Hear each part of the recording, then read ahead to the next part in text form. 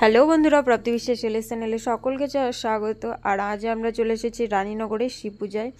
তো প্রাপ্তির ঠামির বাড়ি, প্রাপ্তির মানসিক আছে এখানে, তো দিতে এসেছি। আর আমরা এসেছি দুপুরবেলায়, রাত্রে এখানে প্রচুর ভিড় হয়, তো ওই জন্য তো রাত্রে আসি, মানে রাত্রে ভিড় হবে বলে আমরা সকাল সকাল চলে এসেছি দুপুরের দিকে। আর এখানে দিদা আছে, ওর ঠামি বসে আছে।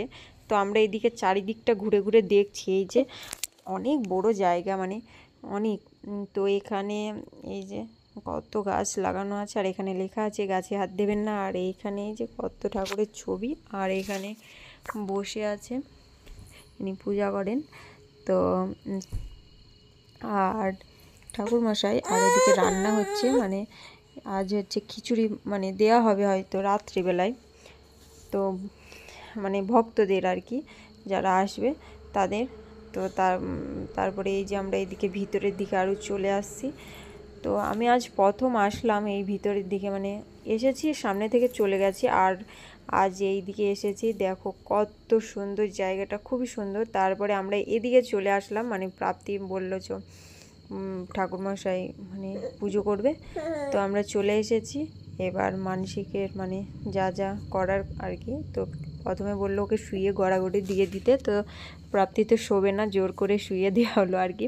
তো তারপরে সরি, আজ আমার কথাটা খুবই বেঁধে যাচ্ছে, যাই হোক। তো প্রাপ্তিকে প্রণাম করার কথা বলা হচ্ছে, ও ঠাকুরের দিকে তাকাচ্ছে, আর আমি একটু বললাম যে প্রণাম করো, জোর করে একটু প্রণাম টনাম করানোর পরে এই যে ঠাকুরমশাই বলছে প্রণাম করার কথা। তারপরে আমরা ওদিকের কাজ সেরে এদিকে আমরা এই যে পরিক্রমা শুরু করেছি প্রাপ্তিকে নিয়ে। তো তারপরে এই যে চারিদিক ঘোরার পরে আমরা এসে ঠাকুর প্রণাম করলাম। তো প্রাপ্তি আমার মুখের দিকে বারবার দেখছে, এদিক ঘুরছে। আর এই যে প্রণাম টনাম করে আমরা আবার চলে আসলাম এই দিকে। তো ওর বাবার সাথে ও এই যে ঘুরছে, আর প্রসাদ নিল, মানে বাতাসা খাচ্ছিলো এসে। তো ওর বাবা কোলে নিয়ে নিল। তো এখানে ওর বাবা এই যে কোলে নিচ্ছে। আর আমরা এবার একটু এই সাইডে, মানে এইদিকে যাব আর কি প্রাপ্তিকে নিয়ে। তখন ওর বাবা গেছিলো ছবিটা ঘুরতে আর কি, আমি ভিতরে যাব আরেকবার, তো প্রাপ্তিকে নিয়ে। আর প্রাপ্তির কিছু ছবি তুললাম।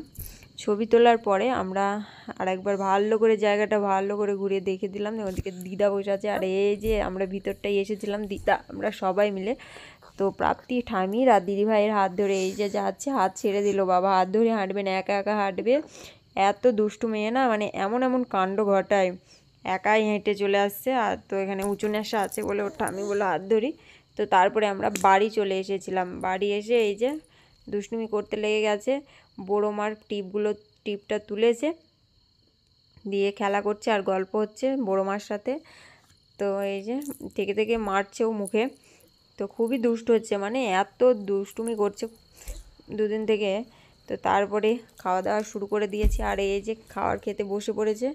এই যে ডাঁটা খাচ্ছে, আমি রেখে দাও, মানে গায়ে লাগিয়ে ফেলবে বলে। ও তো শুনছেই না, গায়ে মুছছে, মানে খেতে গিয়ে এমন এমন কাণ্ড ঘটাচ্ছে। আমি বলছি আমার সাথে খা, ও খাবে না, মানে ও নিজে নিজে খাবে মানে।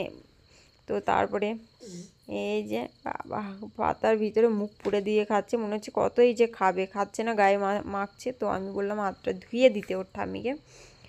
তো ওটা আমি বলছি একটু খাক দেখি, তো তারপরে ধুয়ে দেবো। তারা ওইভাবে ও গায়ে মাখাচ্ছিল দেখে পরে ধুয়ে দিয়েছে। তো বাই বাই। আজ